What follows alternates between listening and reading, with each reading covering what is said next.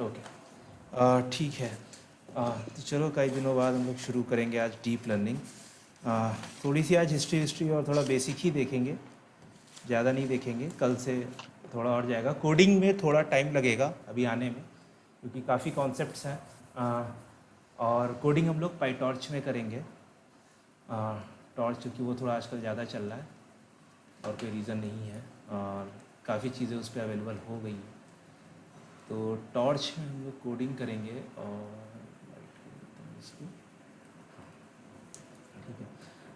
Python, सो मैं ज्यूम कर रहा हूँ कि पाइथन आती है और मशीन लर्निंग थोड़ी बहुत आती है। Okay, yes sir, yes sir.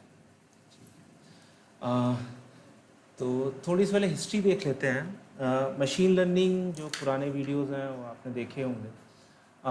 अगर नहीं देखे हैं तो देख लेना। वैसे डीप लर्निंग अगर चाहे तो बिना मशीन लर्निंग पढ़े भी कर सकते हैं। कॉन्सेप्ट सेम रहेंगे, कॉन्सेप्ट थोड़े से डिफरेंट होंगे, थोड़े एल्गोरिथम्स चेंज होंगी, मॉडल्स चेंज होंगे, बट जो बेसिक मशीन लर्निंग के कॉन्सेप्ट्स हैं कि आपको डेटा सेट को डिवाइड करना है, डेटा सेट को बढ़ाना है, हाँ, वो सब थोड़े से चेंज होंगे। मतलब वो सब सेम रहेंगे, सॉरी, मशीन लर्निंग से वो सब सेम रहेंगे। खाली जो एल्गोरिथम्स जो यूज़ करते हैं हम लोग, उनका लर्निंग कैसे होती है, वो सब थोड़ा चेंज होंगे। तो पहले बस एक थोड़ी सी हिस्ट्री लिख लेते हैं। डीप लर्निंग का तो चलो ठीक है। मशीन लर्निंग चलो चल रही थी 1954-55 से। तो पहली बार उसने चेकर्स का गेम बनाया था। मुझे बंदा नहीं आ रहा है। उसके बाद फिर थोड़ी सी आगे बढ़ी। 1957 में एक काम हुआ था। एक बंदा था रोजनब्लैट।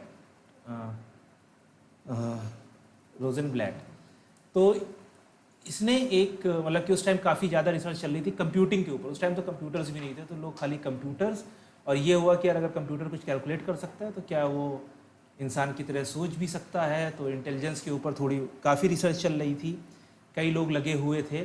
तो इसने एक कॉन्सेप्ट उठाया था कि न्यूरल नेटवर्क्स, मतलब कि बायोलॉजिकल न्यूरल नेटवर्क्स,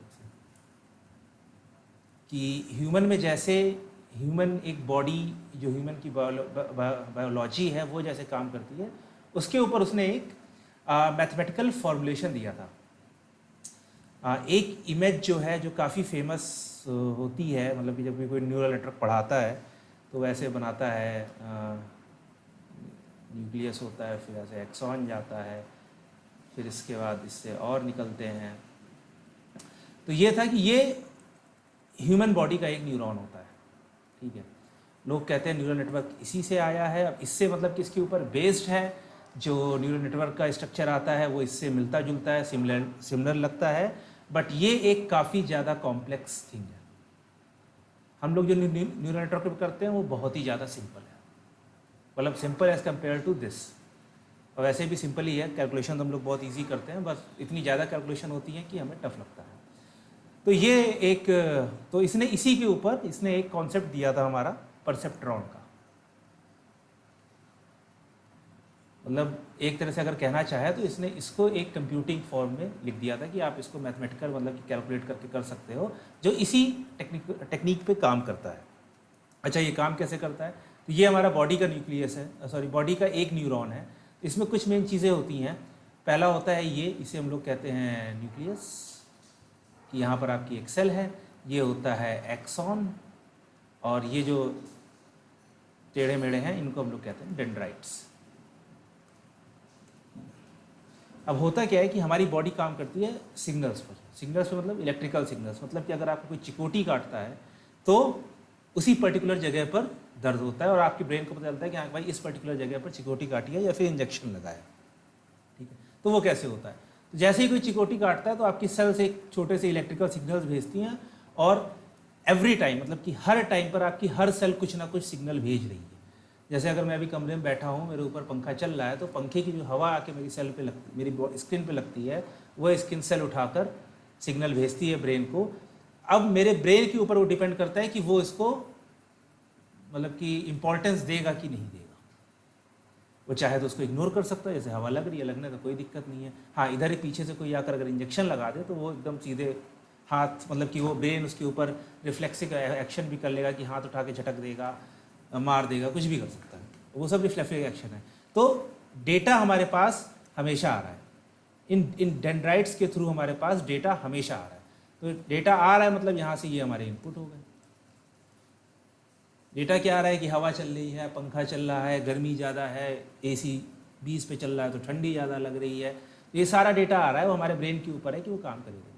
अब ये डेटा इस पॉइंट पर आता है, ये सारे डेटा हमारे सारे सेल्स न्यूरॉन लेकर आ गए और इस पॉइंट पर आ गया मेरे पास, ठीक है। अब इसका काम है ये बताना कि ये कैलकुलेट करना, न्यूक्लियस का काम क्या है, ये कैलकुलेट करना कि जो डेटा आया है ये इम्पॉर्टेंट है कि नहीं।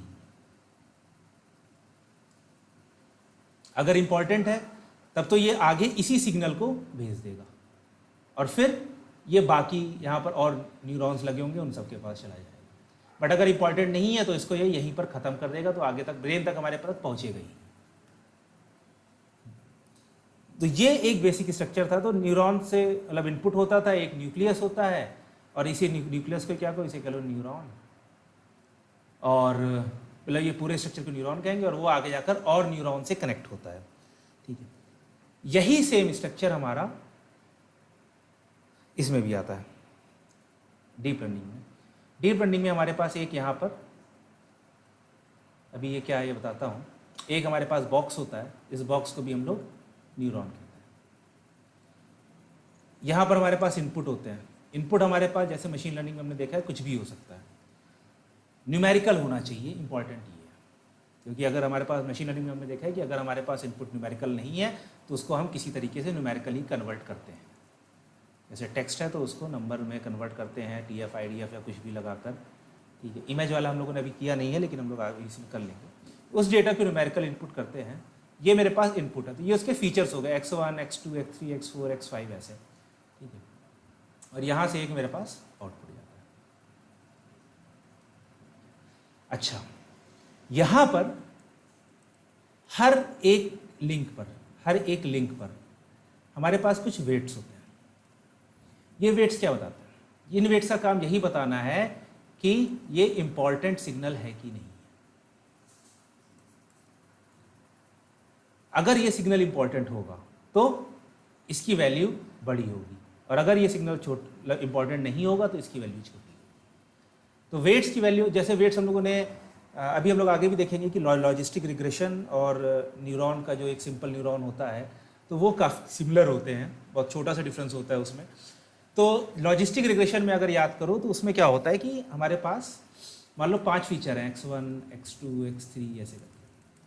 तो लॉजिस्टिक रिग्रेशन में हमारे पास हर फीचर के करस्पॉन्डिंग एक वेट होता है, ठीक है। और अगर इस वेट की वैल्यू बड़ी होती है तो इसका मतलब यह होता है कि ये फीचर इंपॉर्टेंट है, और अगर इस वेट की वैल्यू लेस होती है तो इसका मतलब होता है कि ये फीचर इंपॉर्टेंट नहीं है।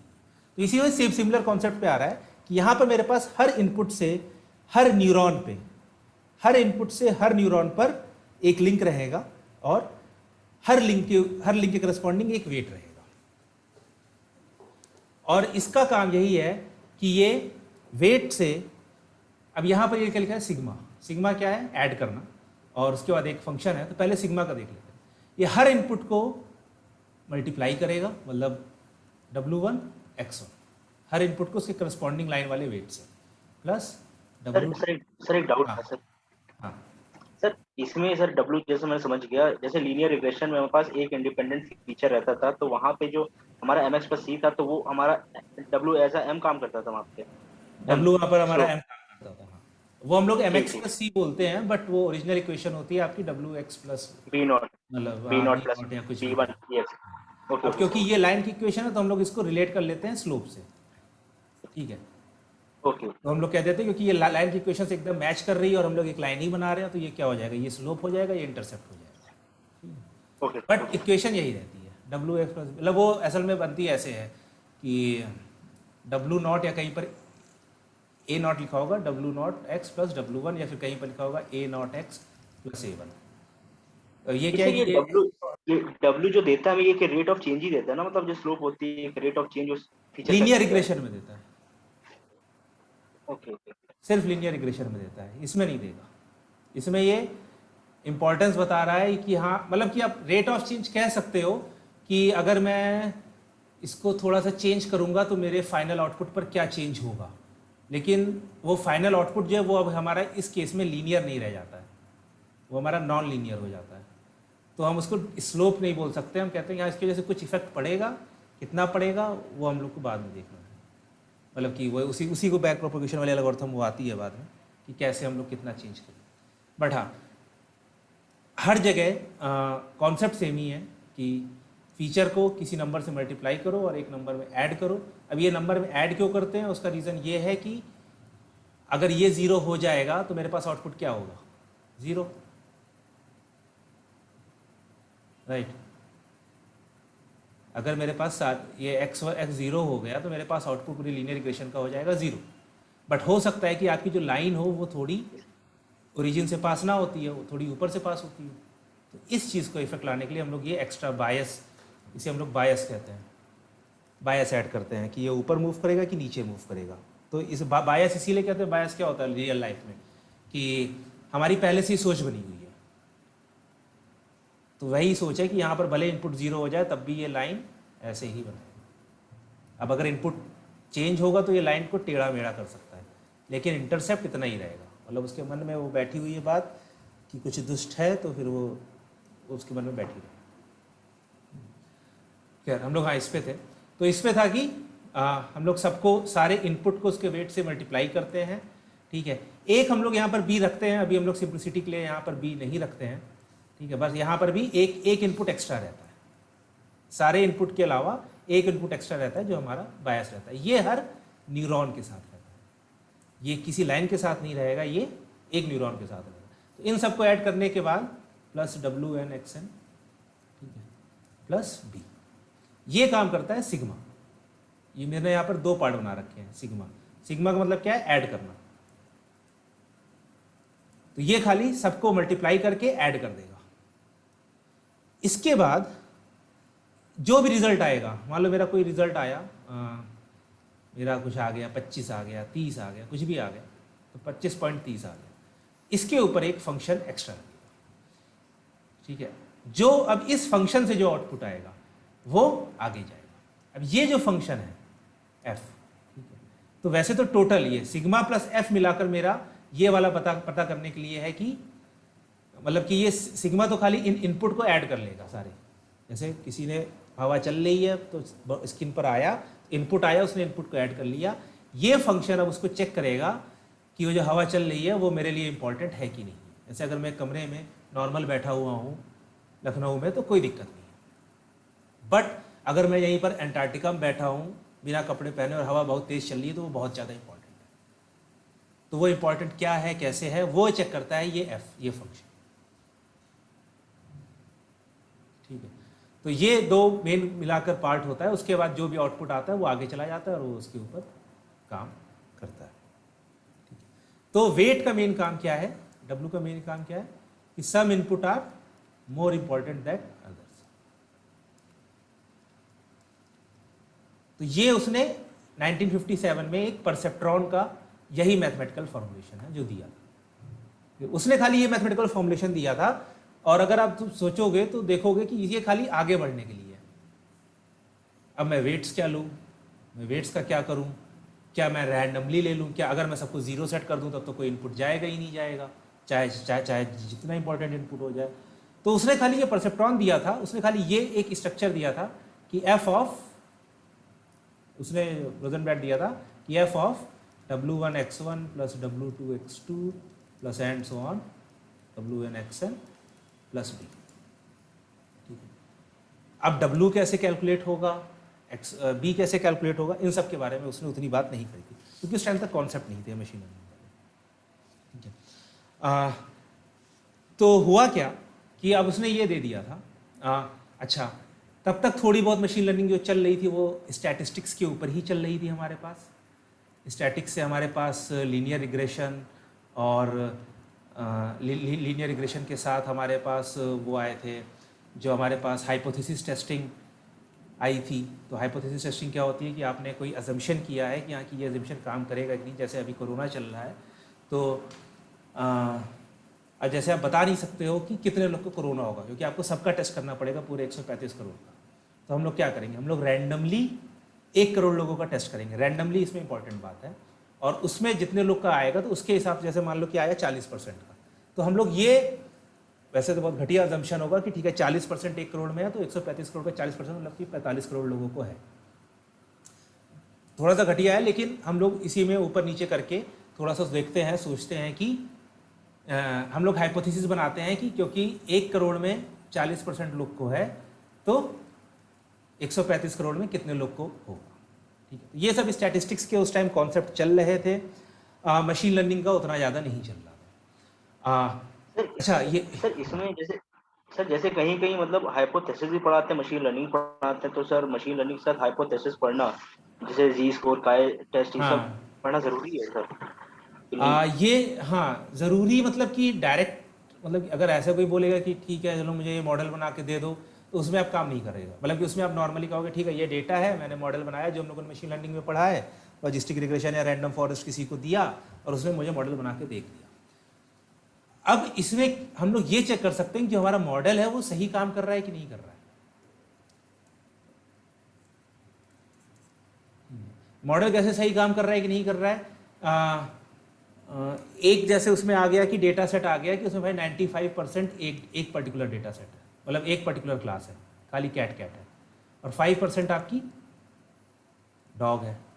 अब उसमें अब डेटा दे रहे हो तो मॉडल आपका 95, मतलब कि 100 बार आप उस पर चेक करा रहे हो तो 95 बार वो बोल रहा है कि कैट है।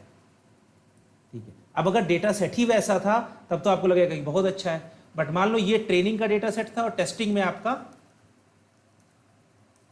आपका 95% डॉग है और 5% कैट है। ठीक है, अब अगर यही मॉडल मैं इस पे ट्रेन कराकर इस पे टेस्ट करूंगा तो फेल हो जाएगा। ठीक, अच्छा ये सिंपल एग्जांपल है कि आपको 95 और 5 दिख रहा है सामने सामने, तो आप कहोगे नहीं यार एक क्लास ज़्यादा इम्बैलेंस्ड है तो ये गलत कर रहा है कुछ। मान लो यहीं पर आपके पास 50 क्लासेस होती हैं। ठीक है, 50 क्लासेस में किसी का 1.2% है, किसी का 1.5% है, किसी का 2.3% है, मतलब डिस्ट्रीब्यूशन ऐसे करके। ठीक है, तब आप कैसे इन 50 क्लासेस वाले, तो हम लोग क्या करते हैं, तो हम लोग ट्रेनिंग का जो डिस्ट्रीब्यूशन है और टेस्टिंग का डिस्ट्रीब्यूशन है, तो हम लोग ये चेक करते हैं हाइपोथेसिस टेस्टिंग से कि क्या ट्रेनिंग और टेस्टिंग सेम डिस्ट्रीब्यूशन पे फॉलो कर रहे हैं कि नहीं कर रहे हैं। देखो मॉडल आपका इससे बन जाएगा, डेटा से बन जाएगा, लेकिन आप जो चेक कर रहे हो वो सही है कि नहीं है, कि आपने ट्रेनिंग में 95 लिया था, टेस्टिंग में 5 लिया था कैट और डॉग का, और इसको ट्रेनिंग टेस्टिंग के टाइम पे हमेशा उल्टा कर दिया।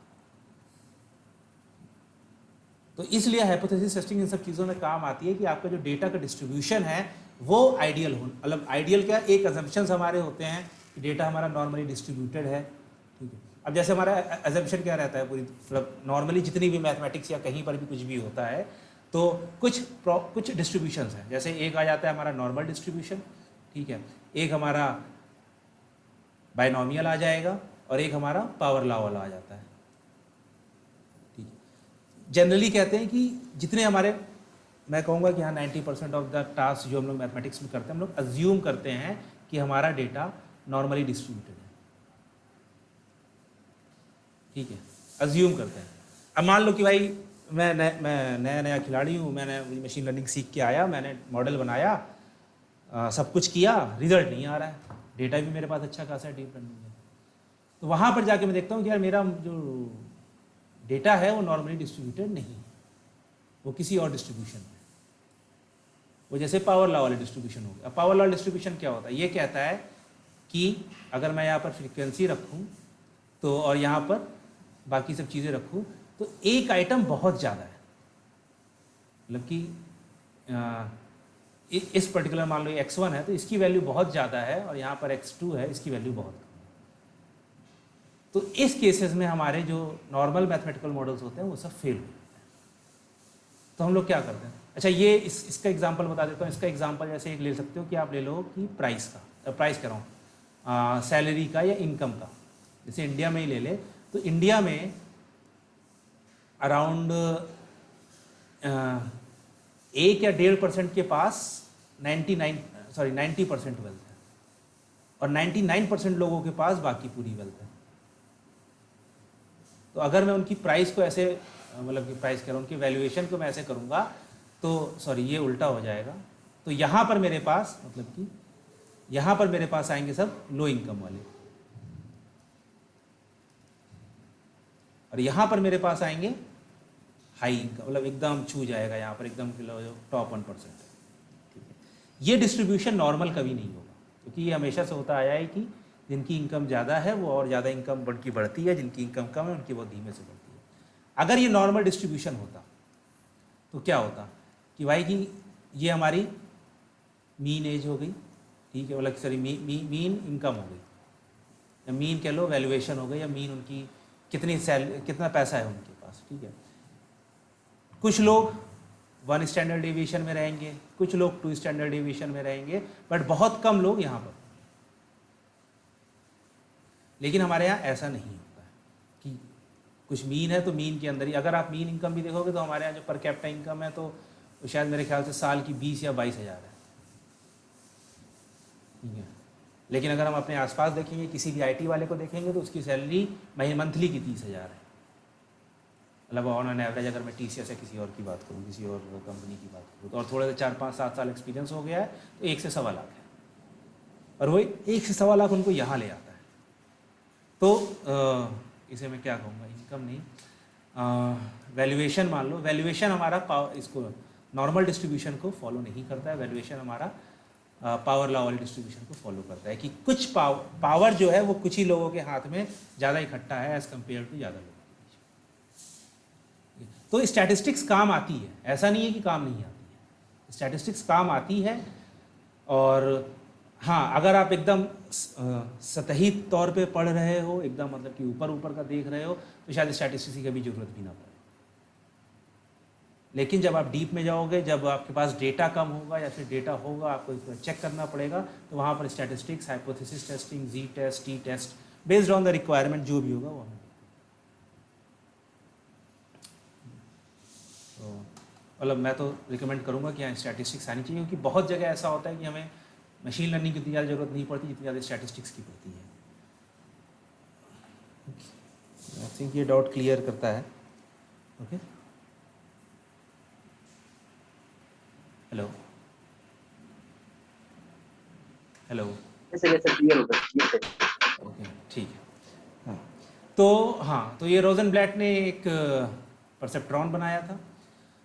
इसके बाद कुछ चल रहा है तो एआई में क्या हुआ है, आर्टिफिशियल मशीन लर्निंग में, कि जैसे 1942-43 में कंप्यूटर बना, ठीक है, फिर धीरे धीरे कंप्यूटर तेज हुए, 50s में कंप्यूटर मतलब कि सब यूनिवर्सिटीज़ के पास आया, लोगों ने काम करना शुरू किया, उन्होंने काफ़ी तेज़ी से प्रोग्रेस करी, ठीक है, तो काफ़ी हाइप बढ़ती है कि हाँ कि भाई कंप्यूटर ही सब कुछ है।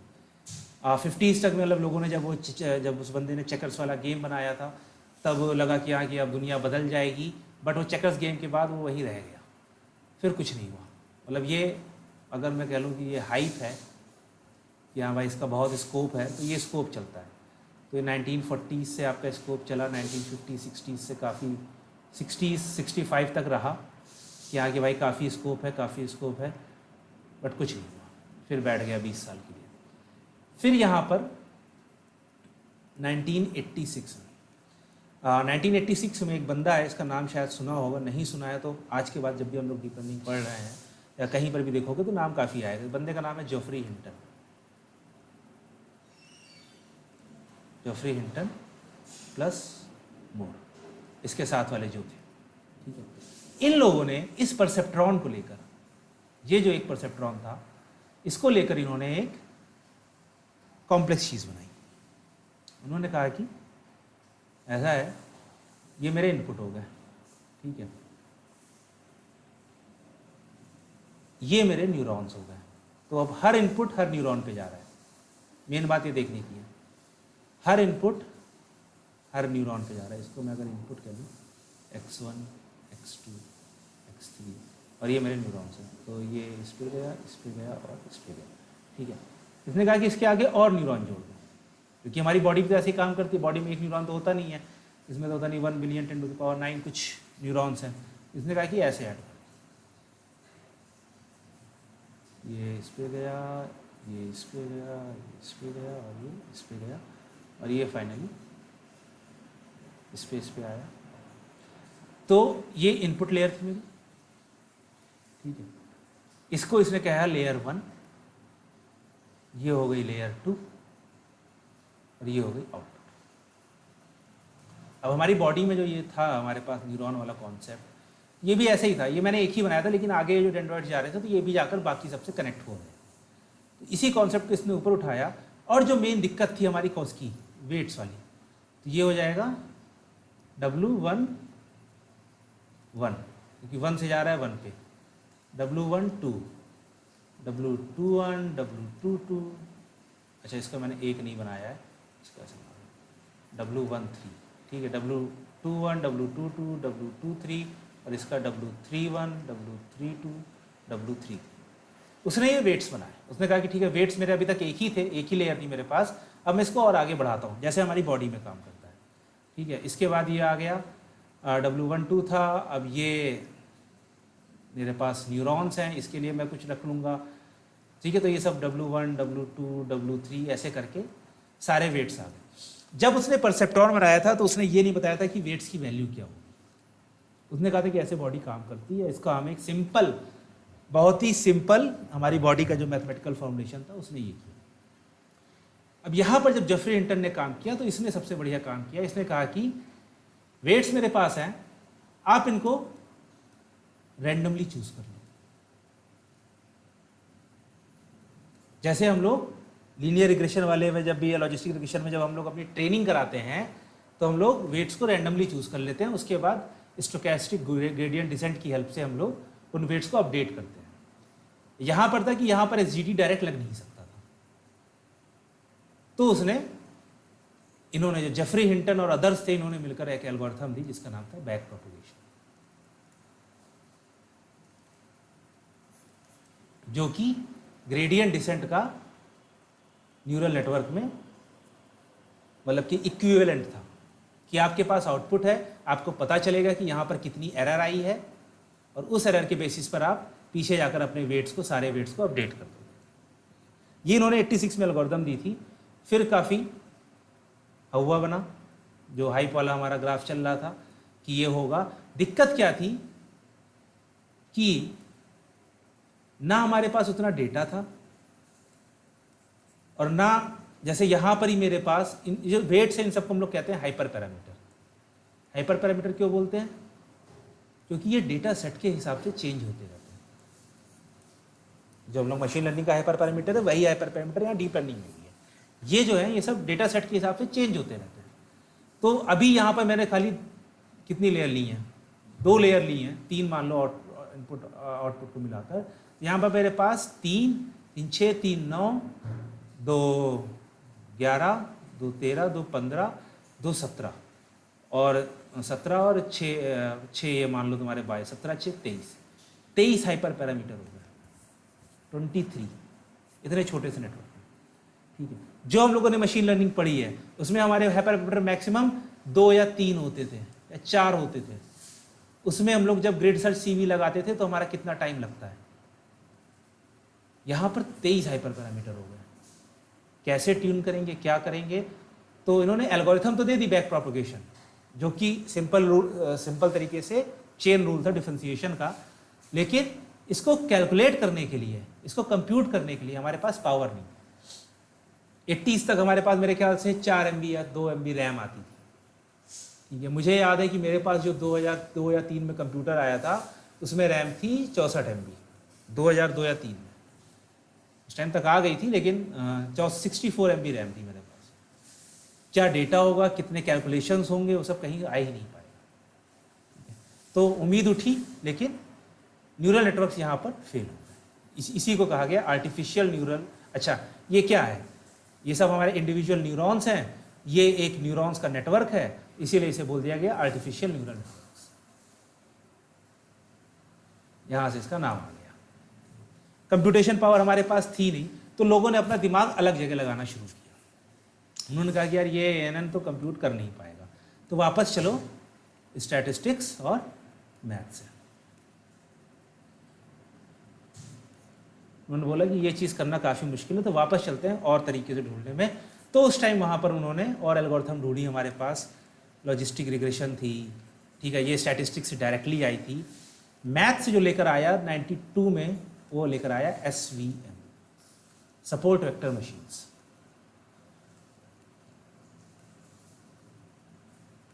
इसने कहा कि कैलकुलेशन लगेंगी बट उसको मैं मैथमेटिकली इजी कर दूंगा, ठीक है। इसी टाइम हमारे पास रैंडम फॉरेस्ट, ग्रेडियंट बूस्टिंग, ये सब एल्गोरिथम्स भी आई हैं, सिफ्ट और सर्फ आई हैं। अच्छा, उस टाइम ये भी काम था कि जैसे मेरे पास डेटा है, तो डेटा को मुझे इन एल्गोरिथम्स को देना है, तो मैं डायरेक्टली तो दे नहीं सकता हूँ, मुझे उसे न्यूमेरिकली कन्वर्ट करना पड़ेगा, ठीक है। तो न्यूमेरिकली कन्वर्ट करने के भी बहुत सारी एल्गोरिथम्स आई हमारे पास, सिफ्ट आई, ठीक है, सर्फ आई, कि कैसे दो इमेजेस को हम लोग न्यूमेरिकली कन्वर्ट करके फिर उनको मैच कर सकते हैं, वो सब चीज़ें। बट 86 के बाद जो काम हुआ वो बेसिकली मैथमेटिक्स और स्टैटिस्टिक्स साइड हुआ, न्यूरल नेटवर्क साइड कुछ नहीं, बहुत ही कम हुआ। मेरे ख्याल से 93 या 94 में अब ये दूसरा नाम आ रहा है, ये नाम भी बहुत सुनोगे डीप लर्निंग में, इसका नाम है यान लकन। तो इसने एमनिस्ट के डेटा सेट के ऊपर न्यूरल नेटवर्क लगाया था, 4 या 5 लेयर का नेटवर्क था। तो ये उसने न्यूरल नेटवर्क लगाया, काम बहुत अच्छा किया, लेकिन लोगों ने कहा इस काम को हम कम मैथमेटिक्स, मतलब कि ईजिली हम लोग इन सबसे कर सकते हैं विद लेस कंप्यूटेशन पावर। तो 93-94 में उठा था, लेकिन कोई उठा नहीं पाया डीप लर्निंग, मतलब ये न्यूरल नेटवर्क्स को। तो फिर से हाइप उठी, मशीन लर्निंग की हाइप उठी 2000 तक, कि सब बदल देंगे, बट कुछ खास नहीं हुआ। 2000 में क्या हुआ, 2000 में कुछ सब ये सब मैथमेटिकल तरीके हैं। एक आया था हार फेस डिटेक्टर, मतलब कि फेस डिटेक्ट करने के लिए, तो उसके लिए आया था हार डिटेक्टर, जो कि हमारा आइगन वैल्यूज़, जो कि मैथमेटिक्स की मैट्रिक्स कंप्यूटेशन है उन्हीं के ऊपर वैल्यू मतलब वर्क करता है, ठीक है। आइगन वैल्यूज़, आइगन वेक्टर्स के ऊपर ये सब आया है। अच्छा काम करता था अभी तक के करंट जितने भी सिस्टम्स थे, बट बहुत बढ़िया नहीं था, इसमें बहुत ज़्यादा फॉल्स पॉजिटिव्स थे। दीवार भी आपने लगाया, बता देता था चेहरा है, ठीक है। खैर तब चल रहा था। 2006 में हमारे हिंटन साहब वापस आए। अच्छा, हुआ क्या 2000 से 2006 के बीच में, 2006 क्या 2012 तक के बीच में हिंटन साहब वापस आए। इन्होंने कहा यार ये हमने खाली 3 लेयर का बनाया था, हम इसको 5 लेयर का बना सकते हैं, हम लोग 10 लेयर का बना सकते हैं, 10 लेयर का नेटवर्क अपना। अब इसमें दिक्कत क्या थी, अभी भी कंप्यूटेशन की दिक्कत है, बट एक जो बड़ी दिक्कत आई थी वो थी कि यहाँ पर मेरे पास जो गलती आई है, तो मुझे हर वेट को कितना चेंज करना है, इसको मैं पीछे लाते लाते मेरे पास दिक्कत होती थी।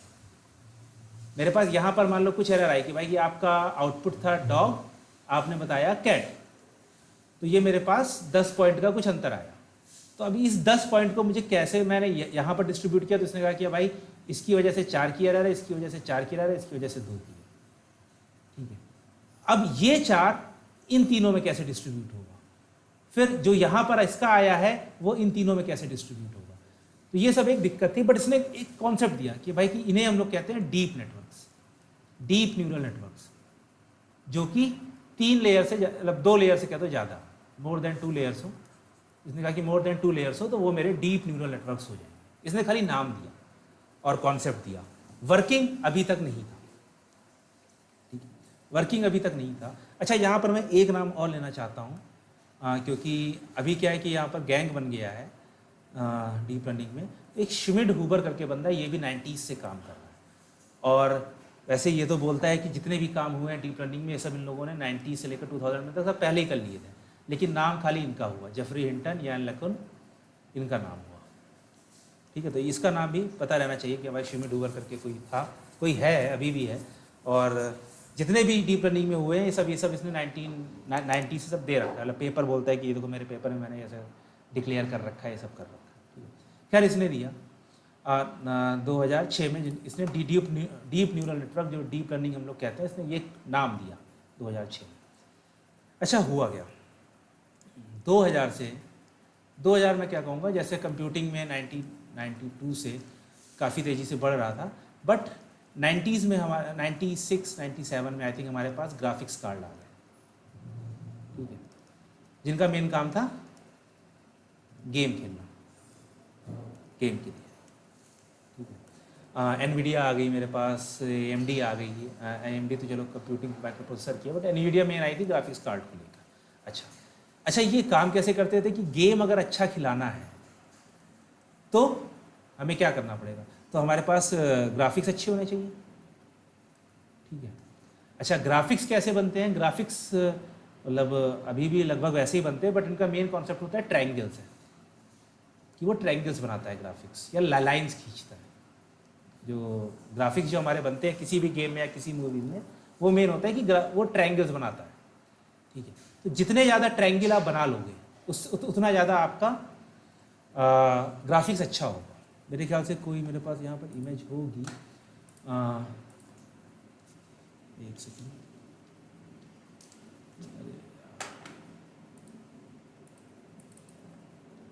ट्रायंगल ग्राफिक्स,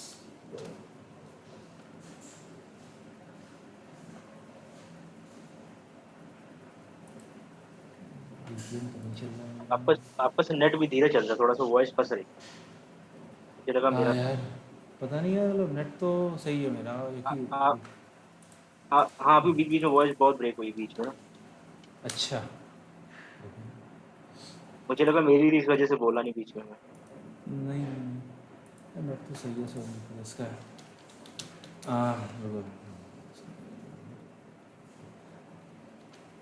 ग्राफिक्स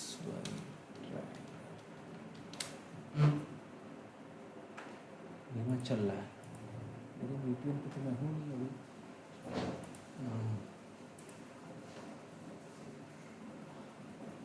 हाँ, तो शायद इस पर मिल जाए मेरे को।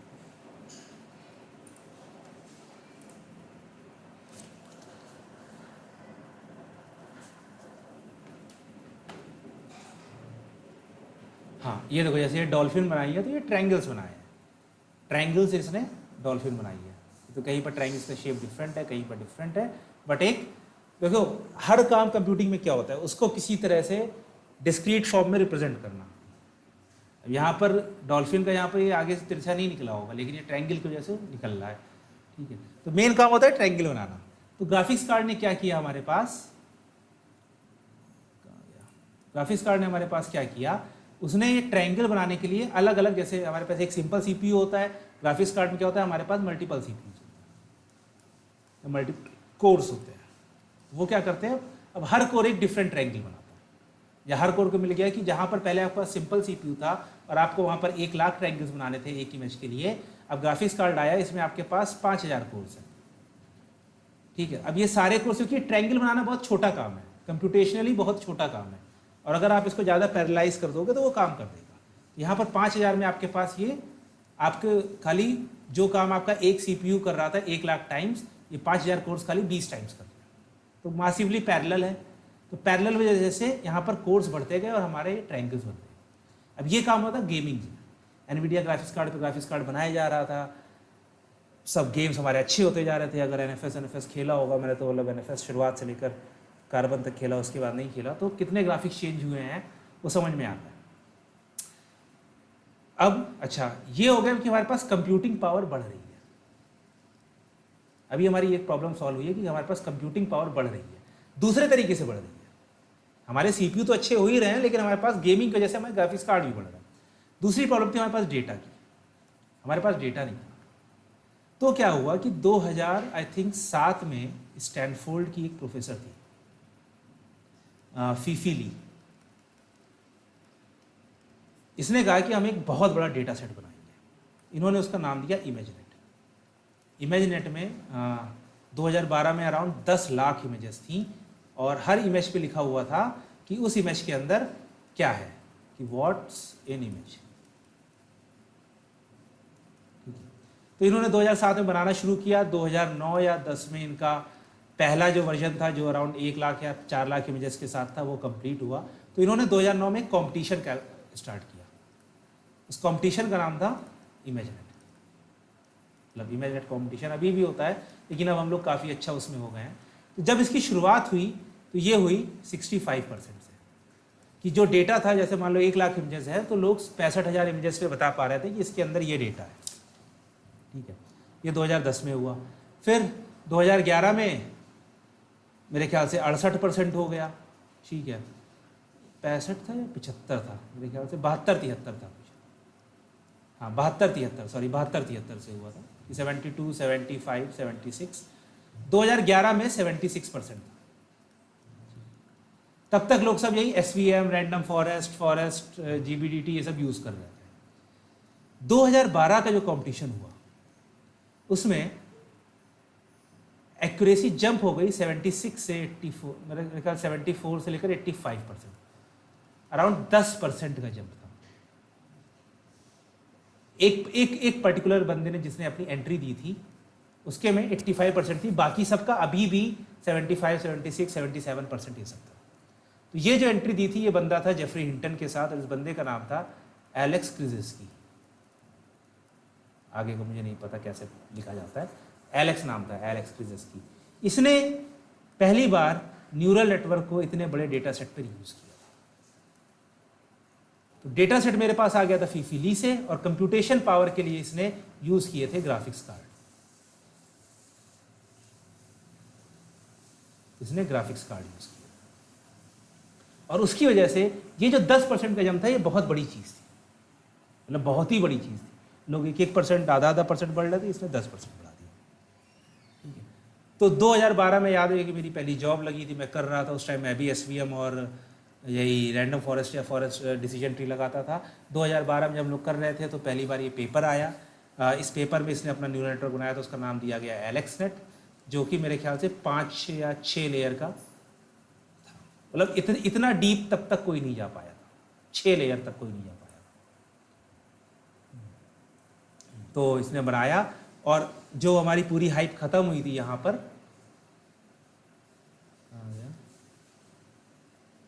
हाँ हाइप खत्म हुई थी 2012 में, ये ऐसे जंप हुई है और अभी बढ़ ही रही है बिना किसी दिक्कत के। बाकी बार उठी है, मर गई है। अभी 8 साल हो गए हैं और इसने पूरा तहलका मचा दिया डीप लर्निंग में। और उसके मतलब ये इस पेपर के बाद से फिर सब लोग न्यूरल नेटवर्क ही यूज़ करने लगे। उन्होंने देखा कि इमेज पे काफ़ी अच्छा काम करता है, फिर धीरे धीरे लोग टेक्स्ट पर आए।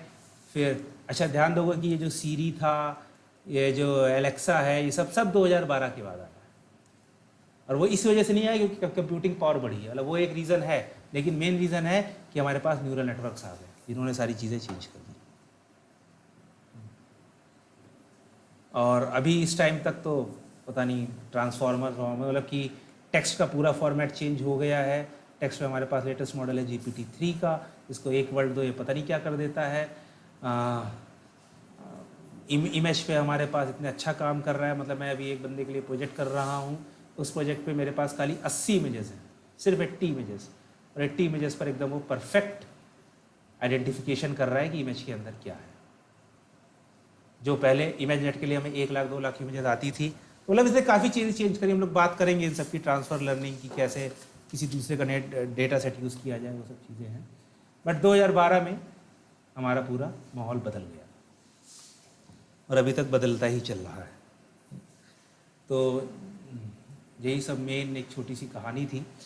अब एक चीज़ देख लेते हैं हम लोग, लॉजिस्टिक रिग्रेशन। और मैंने कहा था लॉजिस्टिक रिग्रेशन और एक जो परसेप्ट्रॉन का कॉन्सेप्ट दिया था, एक सिंगल न्यूरॉन का कॉन्सेप्ट दिया था, वो लगभग सेम ही है, बहुत छोटा सा डिफरेंस है। तो लॉजिस्टिक रिग्रेशन का वो याद है क्या, loss function? W transpose X plus B, और डिस्टेंस था 2 अपॉन एब्सोल्यूट W। हाँ ये लॉस था। अच्छा हम लोग प्रिडिक्शन कैसे कर रहे थे, ये याद है?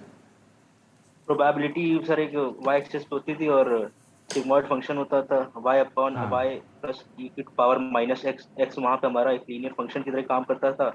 ट्रांसफॉर्मेशन करते थे उसको, फॉर्मुलेशन करते थे लीनियर फंक्शन को हाँ उसमें सिग्मॉइड में, तो हमें वो हाँ डिस्क्रीट डेटा सेट देता था ये सब हाँ। लोगों। तो हमारा सिग्मॉइड फंक्शन यूज़ होता था, बट बेसिक कॉन्सेप्ट हमारा क्या था कि अगर यहाँ पर क्रॉसेस और सर्किल है, ठीक है, तो इसकी जो प्लेन से हमारी डिस्टेंस होती थी, इसी को हम लोग क्या कहते थे, W, ठीक है, हर पॉइंट की, मतलब कि जितने भी हमारे पास फीचर्स होते थे, ये हर पॉइंट की नहीं, जितने फीचर्स थे उनकी हम W आ जाता था हमारे पास। और हम लोग उसको मल्टीप्लाई करते थे अपने नए इनपुट से। मान लो ये जो क्यू का मतलब है कि क्वेरी पॉइंट की नया इनपुट आया है प्लस बायस किया, इसके ऊपर हमने क्या लगाया, सिग्मॉइड। ठीक है, यही इसकी वैल्यू जो आती थी हमारे पास, वो हमारे पास वाई हैट होती थी, राइट, प्रिडिक्शन होती थी।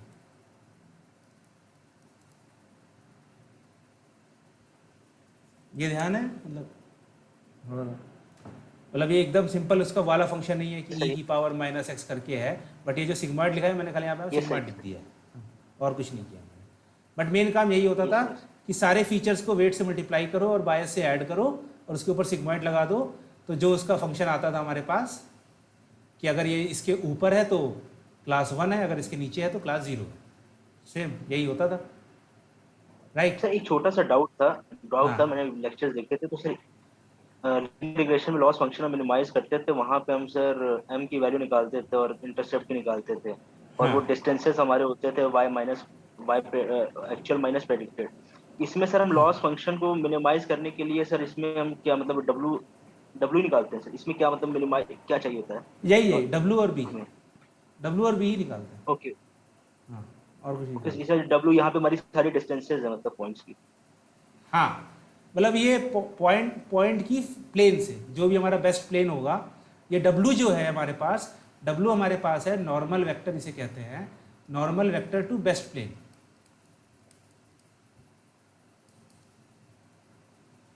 हम लोग क्या करते हैं, हम लोग को एक प्लेन ढूंढना होता है ना, हमें एक लाइन ढूंढनी Yes, होती है sir. ना। तो अब अगर हमारे पास दो ही फीचर्स हैं, ठीक है, तब तो हम लाइन ढूंढ लेंगे, बट अगर हमारे पास दो से ज़्यादा फीचर्स है तो हमें प्लेन ढूंढना पड़ता है। Yes, sir.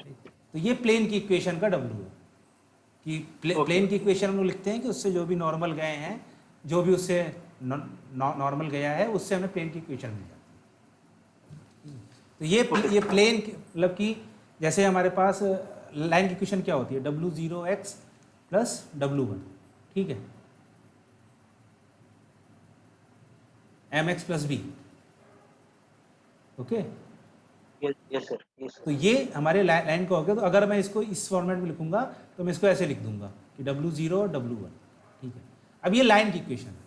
प्लेन की इक्वेशन क्या होती है, अगर याद करो तो स्कूल में पढ़े, ax plus B Y plus C Z plus D, right. Yes, sir. हाँ, तो अब इसमें ये क्या हो गया, w0 हो गया, w1 हो गया, w2 हो A गया, w3 हो गया, ABC का राइट। वेक्टर बन जाएगा W। हाँ, तो वही अगला हमारे पास w0 w1 w2 w3। तो ये प्लेन है। Yes, अब हमें क्या करना है, हमें got it. बेस्ट प्लेन ढूंढना है जो उसको सबसे दूर दूर डिवाइड करे। मतलब कि जो हमारी पॉजिटिव क्लासेस हैं वो एक साइड रहे, जो निगेटिव क्लासेस हैं वो एक साइड रहे, राइट। Yes, sir. हाँ, तो अब हमें उस प्लेन को मूव करना है। तो उस प्लेन को हम कैसे मूव कर सकते हैं, इनको बदल बदल कर, कभी हम w0 को बदले, कभी w1 को बदले, कभी w2 को बदले, कभी w3 को बदले, जैसा हम लोग लीनियर रिग्रेशन में करते हैं कि हम लोग एक रैंडम लाइन ले लेते हैं, फिर उसमें हम m और b की वैल्यू चेंज करते रहते हैं। तब तक चेंज करते हैं जब Yes, तक sir. हमारे तो सारे पॉइंट्स मतलब कि वो ना हो जाए, एक लाइन में ना आ जाए, या फिर जो लॉस है मिनिमम ना हो जाए मेरा। तो वहाँ सर जो लीनियर रिग्रेशन में डॉट फिट पे हमारा ग्रेडियंट डिसेंट काम करता था, मतलब जो हाँ अपने आप, तो इसमें भी यही हाँ, है सर, डॉट फिट सेम चीज, में भी ग्रेडियंट डिसेंट काम करता है। सेम ओके चीज, ओके सेम चीज, सेम चीज। Okay sir. बस लॉस फंक्शन थोड़ा सा चेंज हो जाता है, क्योंकि उसका लॉस जो डिस्टेंस हमारी होती है वो खाली हमारी होती है वाई, मतलब कि वाई माइनस वाई हैड जो भी हमारे पास आता है, मतलब कि वो एम एक्स आई प्लस बी ये आता था ना, सॉरी जो भी होता था, मतलब जो एक्चुअल वैल्यू है हमारे पास वो आती थी, वाई हैड यहाँ प्लेन की वजह से वाई माइनस वाई हैड, ये हमारा, हाँ प्लेन की वजह से हमारा सर वो W बढ़ जाता है, तो उसकी वजह से ट्रांसपोज हो जाता है, बाकी सबसे सेम, बाकी तो प्रोसेस सेम। कॉन्सेप्ट सेम है कि आपको एक लाइन ढूंढनी थी, अभी आपको एक प्लेन ढूंढना है बस, ठीक है। ओके और प्लेन बेस्ट ढूंढना कैसे, हम इन डब्ल्यूज को चेंज करेंगे। तो ये तो लॉजिस्टिक रिग्रेशन में तो हम जो प्रिडिक्शन करते हैं हम लोग ऐसे करते थे क्या, कि भाई sigmoid of w1 x1 plus w2 x2, मतलब उसी को मैं लंबे फॉर्मेट में लिख रहा हूँ, ठीक है। ये हम लोग लिखते थे जब भी हमें प्रिडिक्शन करना होता था। Yes sir, yes sir. अब अगर आप सोचोगे कि मैं जो न्यूरल नेटवर्क वाला काम कर रहा था x1, x2, x3, xn, w1, w2, w3, wn। यहाँ पर मेरे पास सिग्मा और एक फंक्शन, राइट। सिग्मा क्या करता था मेरा, सबको ऐड करता था, w1 x1 प्लस w, ये मेरा आउटपुट है y हैट, ठीक है, w2 x2 plus and so on wn xn। ये किया सिग्मा ने काम, और इसके ऊपर हम लोग एक फंक्शन लगा देते हैं जो भी हमारे पास आता है, ये मेरा हो जाता है y हैट। इसमें और इसमें एकदम सिमिलरिटी है, बस यहाँ पर जो फंक्शन है वो इसमें सिग्मॉइड है।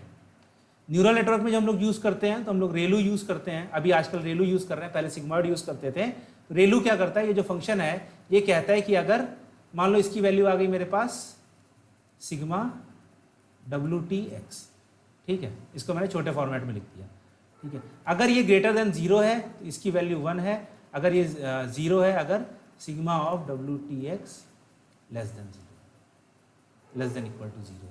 यहाँ पर मेरे पास फंक्शन खाली ये बदल गया है न्यूरल नेटवर्क में, ये परसेप्ट्रॉन में।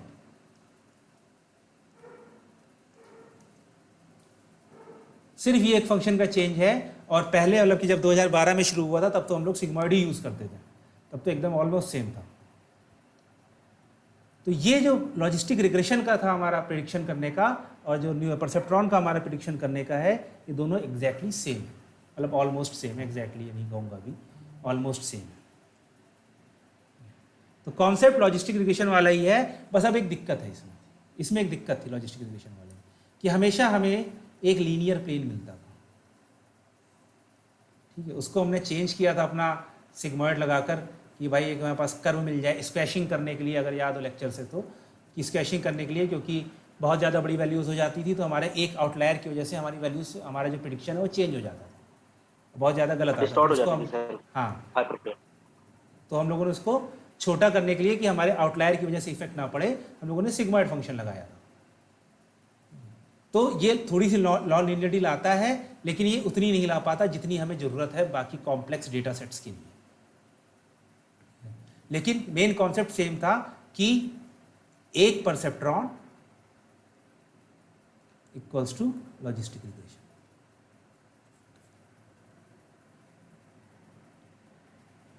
कॉन्सेप्ट सेम चलता है। अब इसी की जगह जब हम लोग 4 परसेप्ट्रॉन कर देते हैं तो हमारे जो एक प्लेन ढूंढता था वो हमारा कोई भी फंक्शन ढूंढ सकता है। ये भी हम लोग देखेंगे एक्सपेरिमेंट करके कि कैसे हमारे पास लेयर बढ़ाने से, परसेप्ट्रॉन बढ़ाने से जो हमारी सीधी लाइन थी वो हमारी टेढ़ी या कोई भी लाइन जो हम चाहे उसे हम ढूंढ सकते हैं। ये भी हम देखेंगे आगे।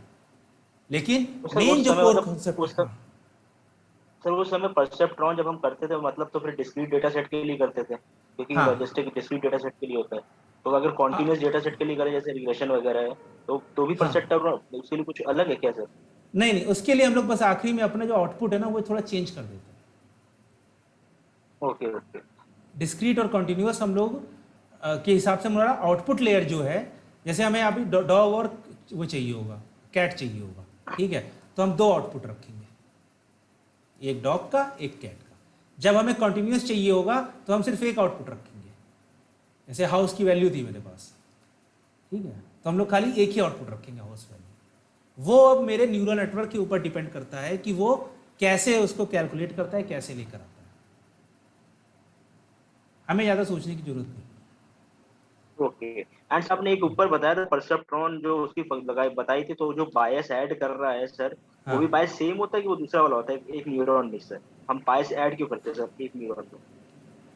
बायस हम लोग ऐड किस लिए करते हैं, क्योंकि मान लो कि मेरे सारे इनपुट 0 आ गए, ठीक है, तो क्या मेरा कोई आउटपुट नहीं आएगा? नहीं सर, आएगा, आउटपुट तो आना चाहिए। मतलब कुछ ना कुछ, क्योंकि हो सकता है बहुत सारे केस में कि जैसे मान लो कि मैं टेम्परेचर ले रहा हूँ, ठीक है, मान लो मेरे इनपुट है वो टेम्परेचर हो गया मेरे पास, ठीक है, अब टेम्परेचर मान लो मेरे पास 0 आ गया, 0 डिग्री सेंटीग्रेड, इसको इसने मल्टीप्लाई किया, ठीक है, किसी भी वेट से मल्टीप्लाई किया तो इसका आउटपुट क्या आएगा? हमेशा 0 आएगा। बट मान लो कि जो हम लोग प्रॉब्लम सॉल्व कर रहे हैं, ये हम लोग प्रॉब्लम सॉल्व कर रहे हैं कि टेम्परेचर के हिसाब से बॉडी के ऊपर कितने कपड़े होने चाहिए, राइट। सर एक रिपीट कर देंगे, आपकी वॉइस सर कट ब्रेक हो गई थी सर। हाँ, मैं कह रहा हूँ कि मान लो कि जो इनपुट है हमारा वो टेम्परेचर है।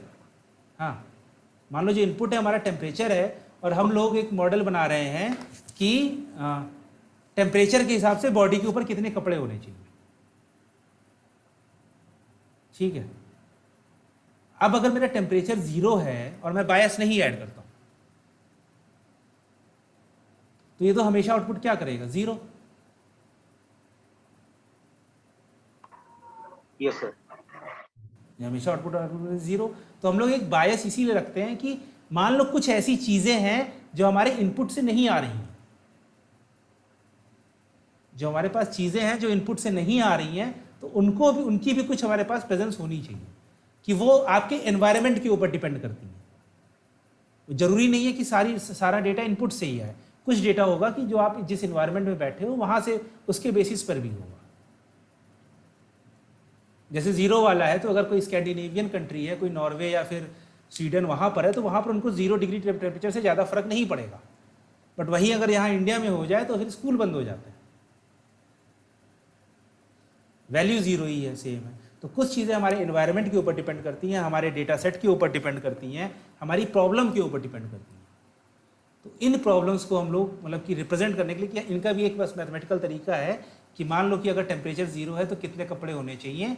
तो हम लोगों ने 0 पे सेट कर दिया कि भाई कि आप बायस हमारा सेट हो गया कि भाई 0 डिग्री टेम्परेचर पे कम से कम 4 कपड़े होने चाहिए। तो अब अगर आप 0 दोगे तो ये 4 जाएगा। अब जैसे जैसे टेम्परेचर डिक्रीज होगा तो उसके हिसाब से आपके कपड़े बढ़ते जाएंगे, जैसे जैसे टेम्परेचर बढ़ेगा वैसे वैसे कपड़े डिक्रीज होंगे।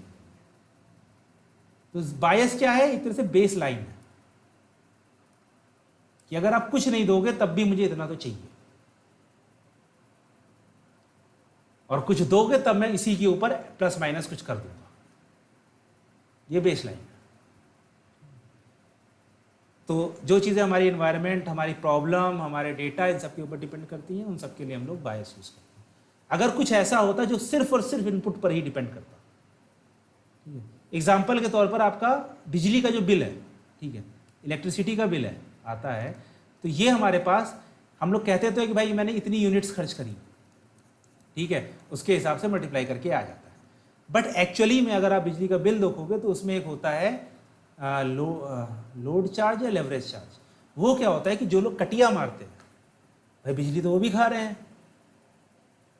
हमारा पावर हाउस प्रोड्यूस कर रहा है 1000 मेगावाट, ठीक है, यूज़ करने वाले 800 हैं जिनके घर पे सही से मीटर लगा है, बट जो 200 मेगावाट है वो हमारी कटिया से जा रही है, सरकार को उसका भी पैसा चाहिए, तो वो लोड चार्ज एक लगा देती है कि जो लोग कटिया मार रहे हैं तो वो पूरा डिस्ट्रीब्यूट हो जाता है जितने लोगों के यहाँ मीटर लगा हुआ है। तो यहाँ पर जो लोड चार्ज है वो आपका बेस लाइन हो गया, वो आपका बायस हो गया